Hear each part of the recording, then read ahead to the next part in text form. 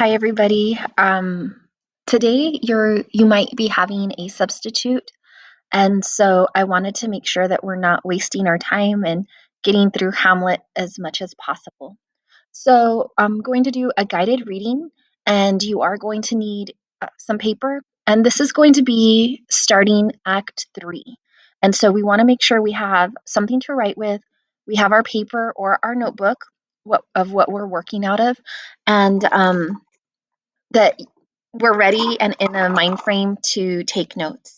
So I'm going to kind of recap how Act 2 ended. Act 2 ended with Hamlet's soliloquy.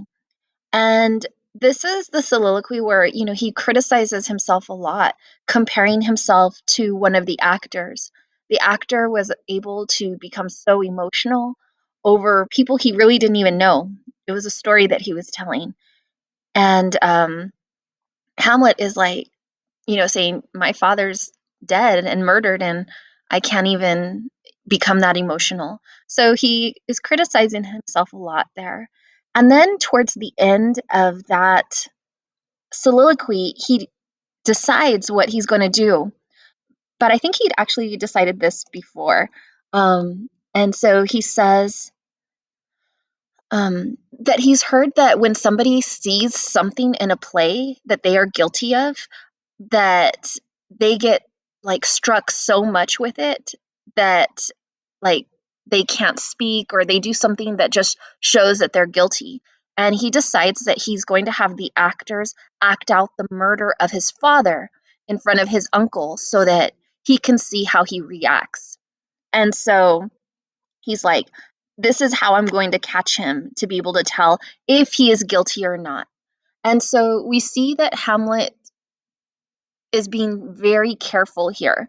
And I want you to think, is it too careful? Should he do this? Or should he just go and get revenge? A lot of scholars have talked about and written about this. Some people think Hamlet is taking too long, to get his revenge. So we're going to start on Act 3. And so this starts on page, I think, 284. And let's see, it takes place in the castle. It's going to have the king, the queen, Polonius, Ophelia, Rosencrantz, and Guildenstern, and a bunch of other nobles. So I'm going to take note of this in my notes. So I needed to get new paper. I'm going to label this, oops, Act 3, Scene 1. Scene 1, and it's in the castle. Let's see what happens.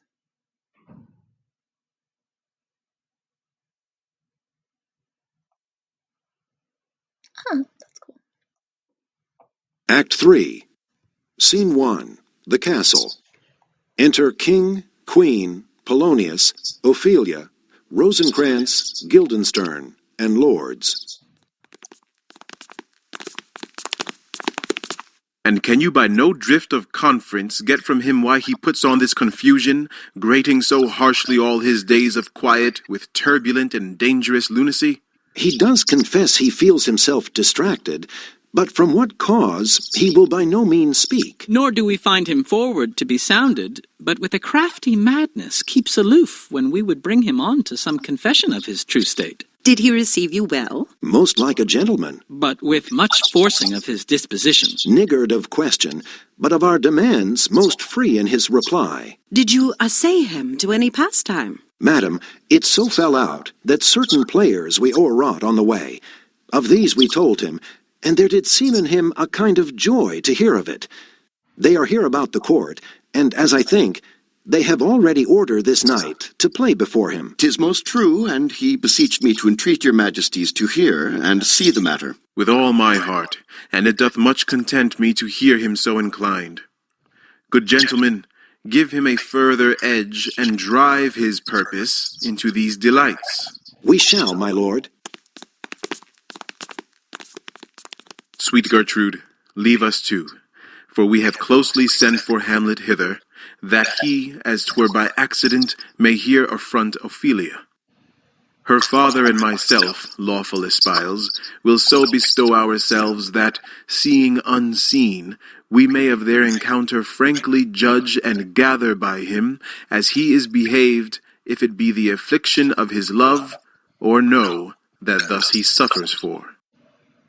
All right. So for this act, it seems like we have to kind of, I don't know, um, we have to kind of think about what happened before. You have to know what happened before in order to understand this act. And so we have Rosencrantz and Guildenstern. And if you all remember, Rosencrantz and Guildenstern went and talked to Hamlet, and Hamlet was like, "Why are you here?" And they're like, "Oh, we're just here to see you." And he's like, "No, really, why are you here?" And he's like, "Did the king and queen send for you?" And remember, Rosencrantz and Guildenstern end up confessing because Hamlet is so smart. He's smarter than they are. And so here is the king telling them, "Okay, what did you find out?" And remember, I want you to be always thinking about Hamlet's mental state. And the king says, "And can you by no drift of conference get from him why he puts on this confusion? Like, can you tell us why is he acting like he's so confused and acting so weird? Grading so harshly all his days of quiet with turbulent and dangerous lunacy." So he's like, "Did you figure out what's wrong with him?" And they say, "You know what? He confessed that he was distracted, but he wouldn't tell us the cause of it. But from what cause he will by no means speak." So he won't tell us about why he's acting distracted. And Guildenstern says, "Nor did we find him forward to be sounded, but with a crafty madness keeps aloof, when we would bring him to some confession of his true state." So they're like, we tried to ask him, but he was aloof. And if you are aloof, this is a word we still use today. It kind of means that you're not answering questions, or your head is in the clouds. Unfocused might be a good synonym. I don't know. Okay, so, and the queen is like, "Well, did he receive you well?" And they say, "Well, yes, most like a gentleman." But remember, he was telling them, he's like, "You better tell me, who sent for you or why you were sent." And so let's go ahead and we'll take a note about this. So I'm going to write down that the scene begins with the king and queen asking what Hamlet told R and G, meaning Rosencrantz and Guildenstern. All right, so I'm going to read that again. The scene begins with the king and queen asking what Hamlet told R and G. One more time. The scene begins with the king and queen asking what Hamlet told R and G. I also wanted to address something as well, just to make sure that you're not misconstruing anything. You have this word here, and a lot of times people see this word here and they believe it's connected to the N word. This word is not connected to this. This word is connected to I think it's a Scandinavian word, and it means stingy. And yeah, so this word comes from a word, it's Nig, Nygg, I think, and it's Scandinavian and it means being stingy. So please know that this is not the same in word or even related to it. I read an article about how somebody had misinterpreted that, and please know that totally different word. All right, anyway, let's move on. Um, then Rosencrantz and Guildenstern mentioned that the players are there and that this night they're going to be doing a play before them. All right, and then as I said, you have to know what had happened before. And remember, there is this plan that the Polonius and the king have to find out how Hamlet is going to react to Ophelia. And so everybody leaves, and the king even tells Gertrude, "Sweet Gertrude, leave us too, for we have closely sent for Hamlet hither, that he, as it were by accident, may here affront or meet Ophelia." And so this meeting is about to happen. And so the king is like, Gertrude, you need to go ahead and go too. So I'm going to put in my notes King and Polonius. What should I put? King and Polonius getting ready for plan of Hamlet and Ophelia to meet. So I'll write that again. King and Polonius getting ready for plan of Hamlet and Ophelia to meet. And I totally forgot about writing citations. So this is going to be Act 3, Scene 1. And this is lines 29. And I think it goes all the way to the other page. So let's take a look because some of that was already read. I'll put to 35. So Act 3, Scene 1, line 29 to 35.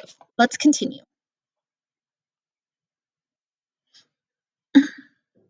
I shall obey you. And for your part, Ophelia, I do wish that your good beauties be the happy cause of Hamlet's wildness. So shall I hope your virtues will bring him to his wonted way again, to both your honours. Madam, I wish it may.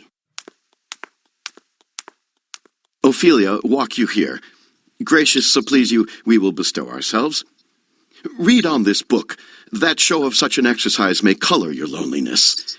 We are oft to blame in this. 'Tis too much proved, that with devotion's visage and pious action we do sugar o'er the devil himself. Oh, 'tis too true. How smart a lash that speech doth give my conscience. The harlot's cheek beautied with plastering art is not more ugly to the thing that helps it than is my deed to my most painted word. Oh, heavy burden! I hear him coming. Let's withdraw, my lord. All right, I'm going to pause it. So they're preparing for this meeting that they have planned. And so everybody has left. The queen, before she left, she told Ophelia, she said, Ophelia, I do wish that your good beauties be the happy cause of Hamlet's wildness. And so, the queen really hopes that it's Ophelia, that maybe Hamlet is lovesick, I guess, that's why he's acting so unusual. I think the queen knows that it probably excuse me, that it is not that, but she's hopeful. And then she leaves. And then Polonius, let's look at what he says here. Ophelia, walk you here. Gracious, so please you, we will bestow ourselves. So he's like, Your Majesty, let's hide ourselves. And to Ophelia, he says, read on this book that show of such an exercise may color your loneliness. We are often to blame in this. It is too much proved that with devotion's visage or appearance and pious action, we do sugar over the devil himself. And so this is interesting because what Polonius says here, there is a reaction from the king. He does it in an aside, which means nobody hears him. And let's see, what is it that Polonius says? And we have a note here. Polonius tells Ophelia to read a religious book to provide an excuse for being alone. He remarks that many people are guilty of using worship and a devout appearance to cover their sins. And so he's like, devotion's appearance and innocent actions, we do sugar over the devil himself. And so the king, in an aside, he says, It is too true. How smart a lash that speech doth give my conscience. The harlot's cheek beautied with plastering art is not more ugly to the thing that helps it than is my deed to my own most painted word, oh heavy burden. And so we have a note here. Claudius compares the heavy makeup that covers up the flaws on a prostitute's cheek to the beautiful words that cover his crime. And basically, it's things are not as they appear. Um, you know, his crime is huge, but he appears to be so innocent, and he's been sad supposedly for his brother. But this, what Polonius says, has a reaction from the king. So I think we'll take a little note here. What should I put? I'm going to put in an aside. King Claudius reveals his guilt, comparing it to comparing it to makeup that covers a prostitute's cheek. It's kind of graphic. And so, because it's a comparison, it's a metaphor. Um,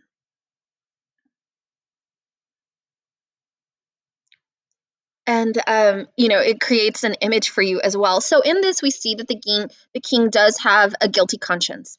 All right, and now Hamlet is going to come in, and we want to see what his interaction is like with Ophelia. So it says, they hide, they withdraw, and now here comes Hamlet. To be or not to be, that is the question. Whether 'tis nobler in the mind to suffer the slings and arrows of outrageous fortune, or to take arms against a sea of troubles and, by opposing, end them. To die, to sleep no more. And by a sleep to say we end the heartache and the 1,000 natural shocks that flesh is heir to. 'Tis a consummation devoutly to be wished. To die, to sleep, perchance to dream. Aye, there's the rub. For in that sleep of death what dreams may come, when we have shuffled off this mortal coil, must give us pause. There's the respect that makes calamity of so long life. For who would bear the whips and scorns of time, the oppressor's wrong, the proud man's contumely, the pangs of despised love, the law's delay, the insolence of office, and the spurns that patient merit of the unworthy takes, when he himself might his quietus make with a bare bodkin?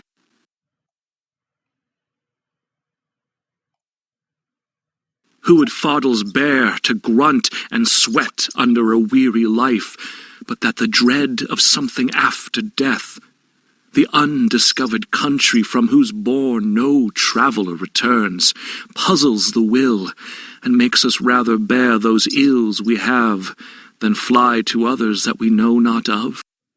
Thus conscience does make cowards of us all, and thus the native hue of resolution is sicklied o'er with the pale cast of thought, and enterprises of great pitch and moment with this regard their currents turn awry, and lose the name of action. Soft you now, the fair Ophelia. Nymph, in thy orisons be all my sins remembered. Okay, so this is the part where you hear to be or not to be. And so this is super famous, but it's not technically a soliloquy because Ophelia is there. So we're going to take a look at this a little bit more. And again, always keeping that question in our head, or this topic of Hamlet's mental state and what is real and what is not.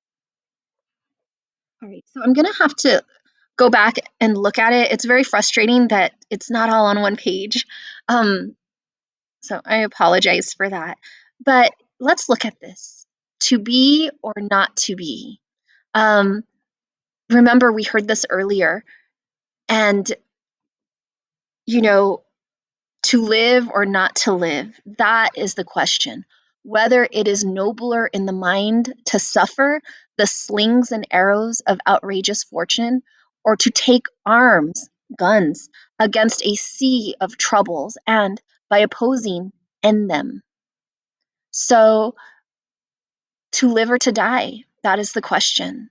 Is it better to suffer all the problems in your head, all the arrows of fortune, or to take arms? Remember, arms are like weapons against a sea of troubles, not a real sea, but like against so many problems, and by opposing, end them. So this is super important, and this is his question that he's asked before.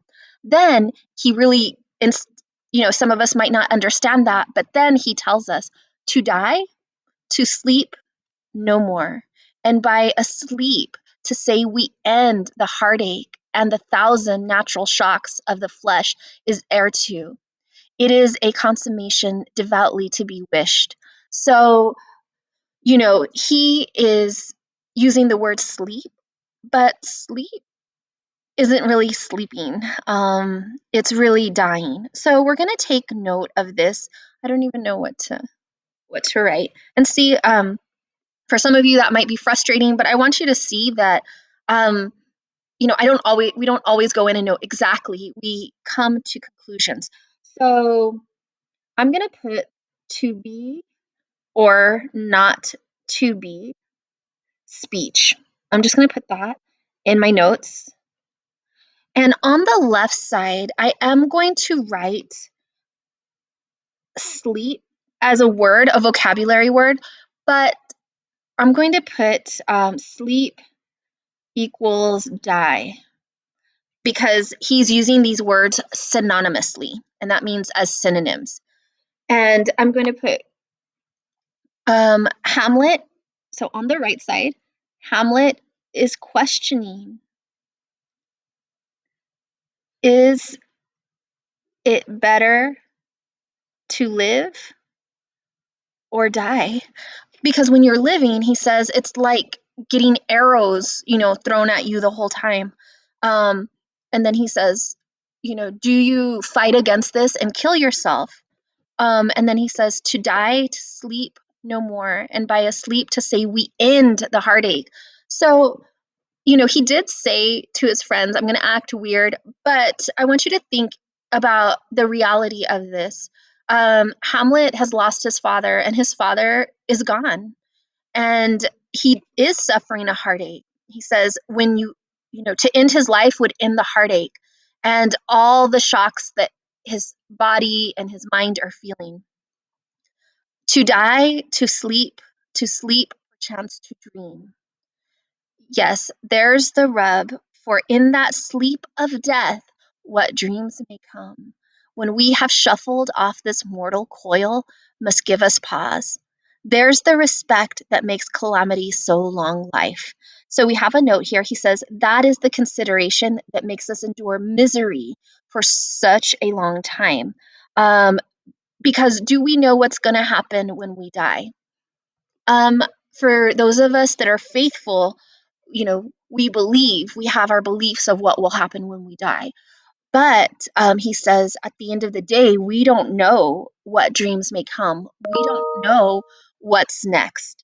Um, and he says that's what makes us suffer here for so long. Let's look at this next part. The oppressor's wrong, the proud man's contumely, pangs of despised love. This is interesting because it makes me wonder if he means Ophelia, like the pain of a despised love. Like sometimes loving somebody is difficult. The laws delayed, the insolence of office, and the spurns that patient merit of the unworthy takes, when he himself might his quietus make with a bare bodkin. So let's look at some of these. The insults that people of merit receive from the unworthy, that really makes me think of his dad, because as a king and as leaders, they are often insulted or they don't receive the respect they deserve. Um, and then when he may settle his accounts, remember his dad did not get the last rites, so his dad did not have the opportunity to clear his conscience before he passed away and be absolved of his sins. And so this is kind of I think is probably a reference to his dad, who would fardels bear to grunt and sweat under a weary life, but that the dread of something after death, the undiscovered country from whose bourne no traveler returns, puzzles the will and makes us rather bear those ills we have than fly to others that we know not of. Again, he's saying it's the unknown, but that the dread of something after death, the undiscovered country from whose bourne no traveler returns. if you die, you never come back. And so he's speaking in metaphors here, but he doesn't seem to be saying it about himself. He says, in general, this is why people don't end their lives. We're too scared. We don't know what's going to happen next. So let's take a note. Hamlet says people are afraid of what is after death. So Hamlet says people are afraid of what's after death. And this is going to be Act 3, Scene 1. And I'm going to put 75 to 85 because there's a lot in all of these. And I want to know it's because some of it starts earlier. Thus conscience does make cowards of us all. So he says we're all cowards, because of this. And thus the native hue of resolution is sicklied over with a pale cast of thought, and enterprises of great pitch and moment, with the regard their currents turn awry and lose their name of action. Like people lose, I guess, a motivation, or, there is something that holds them back from ending their lives. And he says, soft you now, the fair Ophelia, nymph in the orisons, be all my sins remembered. So something about seeing her resurrects some feelings in him. All right, so let's continue. Who would Fardle's turn How does your honor for this many a day? Let's go back. fair Ophelia? Nymph, in thy orisons be all my sins remembered. Good my lord, how does your honor for this many a day? I humbly thank you, well. My lord, I have remembrances of yours that I have longed to redeliver. I pray you now receive them. No, not I never gave you aught. My honored lord, you know right well you did. And with them words of so sweet breath composed as made the things more rich. Their perfume lost, take these again. For to the noble mind rich gifts wax poor when givers prove unkind. There, my lord. Are you honest? My lord? Are you fair? What means your lordship? That if you be honest and fair, your honesty should admit no discourse to your beauty. Could beauty, my lord, have better commerce than with honesty? All right, so here is our first opportunity to see Hamlet and Ophelia together and how they talk to each other. And so, she asks him, how are you? And he's, how does your honor for this many a day? And he says, I humbly thank you well, I'm doing good. She says, I have remembrances of yours that I have longed to redeliver. I hope that you'll receive them. So she says, I have remembrances. We don't really know what remembrances are. They could be letters, they could be gifts. And she's like, I want to give these back to you. And he says, no, I never gave you anything. And she says, my honored lord, you know right well you did, and with them words of so sweet breath composed as made the things more rich. And so she says, you did, and you gave them to me with such beautiful words. Then she says, their perfume lost, take these again, for the noble mind, rich gifts wax poor when givers prove unkind. And she's like, you know what? The gifts sound like they were really nice. Rich gifts, they probably were because he's a prince. But he's been unkind and now they don't have any meaning. And so we want to take note of this. And, she's like, here, I want to give these back to you. And he's like, I didn't give you anything. We should have some questions. So my question is, why is Hamlet saying he didn't give gifts to Ophelia? I'm going to write that on the left side. Why is Hamlet saying he didn't give gifts to Ophelia? She has them right there. And then he starts to ask some questions, and we are going to write something down. He uses this word honest, and honest has two meanings in this time. Truthful is how we understand it, but the word chaste. Some of us might not know what this word means. We're going to put it on the left side. The word is chaste, and chaste means virginal, like a virgin. And so in this, he asks two questions. He's like, are you truthful? But the underlying meaning of that is, are you a virgin? And she's like, my Lord. And he says, are you fair? And she's like, what do you mean? He says, if you are honest and fair, your honesty should admit no discourse to your beauty. He says, your chastity or your virginity should not allow itself to be influenced by your beauty. And she says, well, could beauty, my Lord, have better commerce with honesty? And so, she kind of goes right back at him. Let's see what else happens.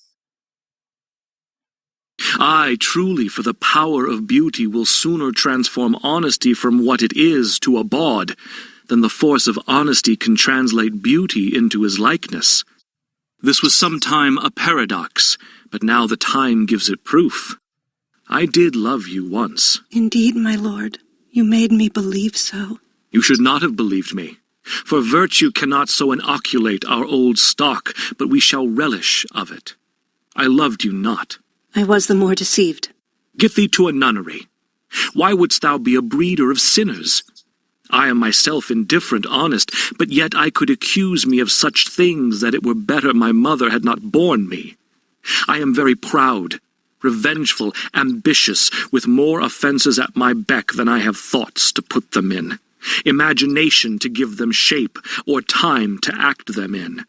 What should such fellows as I do crawling between earth and heaven? We are errant knaves all, believe none of us. Go thy ways to a nunnery. Where's your father? At home, my lord. All right, so here is these are some harsh words. I wonder why they do it that way. I don't imagine this conversation to happen that way. And so, he was questioning her, and he was like, basically, if somebody's so beautiful, it's likely that they're not going to be virginal. Like, those things contradict each other. And so he says, I truly, for the power of beauty, will sooner transform honesty from what it is to a bawd than the force of honesty can translate beauty into his likeness. And she's like, well, you made me believe that. And he says, you shouldn't have believed me. And he says, I loved you not. And she's like, well, then I was lied to. And so, oh, yes, I'm sorry. I skipped the first one. He says, I did love you once. And then right afterwards, he says, I loved you not. We should be asking ourselves, and you need to come to your own conclusion. Did Hamlet really love Ophelia? Or does he love Ophelia? Let's put that on the left side of our notes. I'm going to do it in past tense. Did Hamlet really love Ophelia? Because this is kind of confusing. He says, I did love you once. He says it right here. And she's like, yeah, you made me believe it. And then down here, he says, I loved you not. Like, I didn't love you. And she's like, yeah, I was deceived. And then he says, get thee to a nunnery. This also has double meaning. Some of you might not know what a nunnery is. A nunnery is where all of the nuns from the church live and study. Nuns are the women in church, in Catholicism. You have priests that are the men, and monks who are the men, and the women are the nuns. So in English we call them nuns, and they live in a nunnery. Another word for that is convent. And so, but in Hamlet's time, it also means brothel. And brothel is where prostitutes are. So it's so weird, this word, something so religious. In his time, it's slang, it means brothel. And so he tells her, get thee to a nunnery. But we need to think, does he mean like a real nunnery, like a convent? Or does he mean a brothel? Because remember earlier, he was talking about her virginity. This is a question you're going to need to be able to answer yourself, and use evidence for that, because scholars go back and forth with what is he really saying. And he's like, why would you be a breeder of sinners? I am myself indifferent, honest, but yet I could accuse me of such things that it were better my mother had not borne me. And here again is his self-loathing, his self-hatred. He says, it would have been better if my mom had never had me. or I had never been born. He says, I am very proud, revengeful, ambitious, with more offenses at my beck than I have thoughts to put them in, imagination to give them shape, or time to act them in. He says, like, he is so bad, he has so much time to make all his bad thoughts come alive. What should such fellows as I do crawling between earth and heaven? We are errant knaves all. Believe none of us. So he's like, don't believe any of us. Go your ways to a nunnery. And then he asks, where's your father?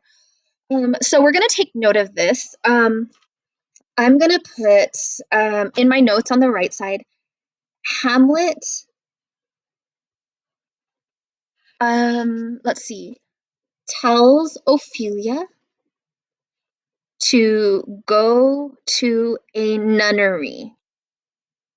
And remember, this is where all the women of the church live, or it could mean brothel. So the note says Hamlet tells Ophelia to go to a nunnery. And this is Act 3, Scene 1, line 122. So Act 3, Scene 1, line 122.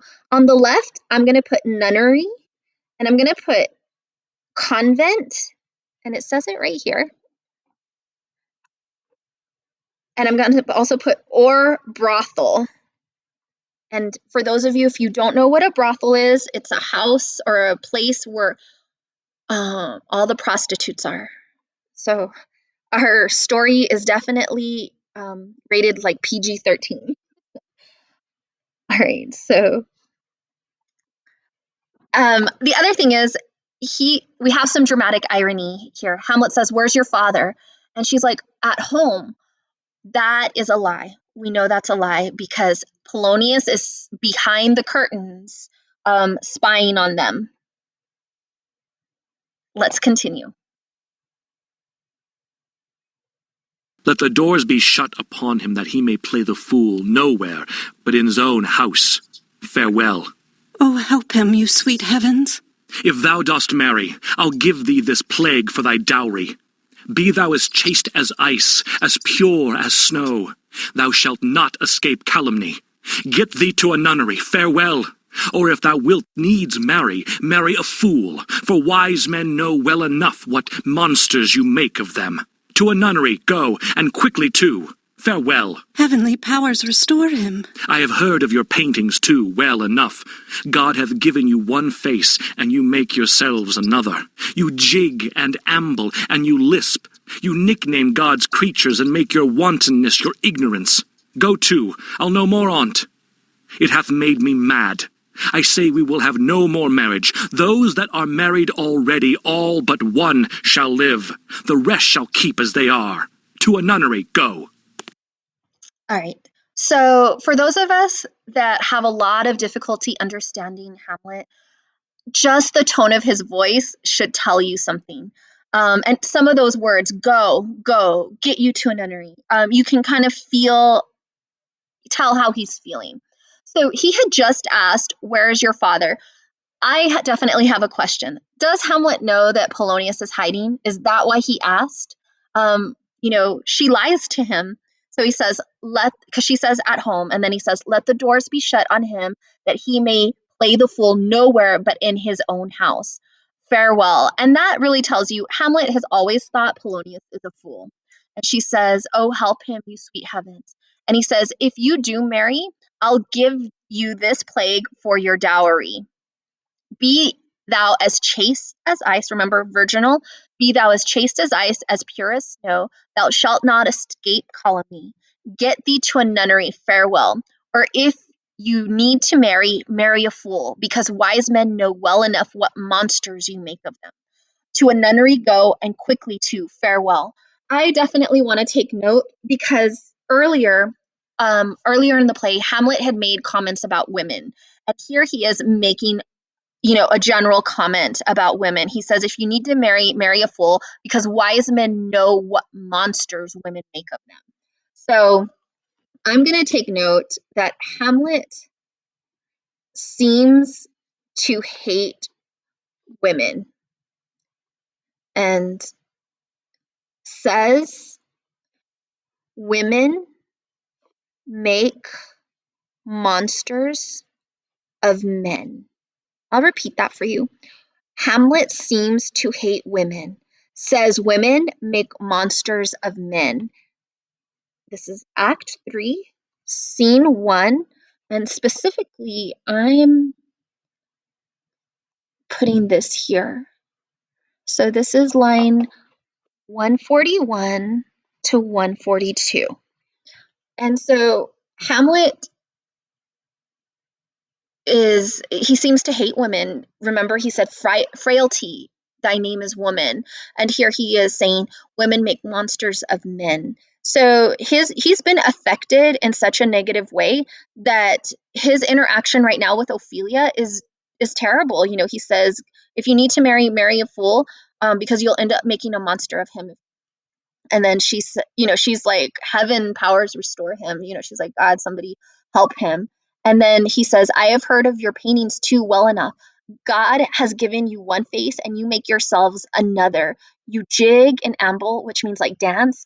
You lisp, you nickname God's creatures and make your wantonness your ignorance. Go to, I'll know more on it. And so he says, it hath made me crazy. I say we will have no marriage. Those that are married already, all but one shall live. The rest shall keep as they are. To a nunnery go. This is very threatening. He says, everybody that's married, except for one, is going to live, which means that somebody is going to die. And you can tell he's mad at women here too. I'm sorry, I went out of order. He's like, women paint their faces. They have God gave them one face, but they paint themselves to have another. They dance around, they act sexy, kind of luring men. And he doesn't like that. He says it makes me crazy. And he's like, you know what? No more marriage. So I'll take my last note here. Hamlet threatens that all married people except one will live. Hamlet threatens that all married people except one will live. And that says, those that are married already, all but one shall live. So this is Act 3, Scene 1, line 150 to 150. I'm sorry, line 151 to 152. So this is a threat. You have to read into it, but it is a threat. He's like, somebody is going to die. We should have an idea of who that is. So I hope that you were able to get good notes. For here, I was able to get 2 pages of notes. So yes, make sure that you don't lose those, and I look forward to seeing you next time. Thank you so much.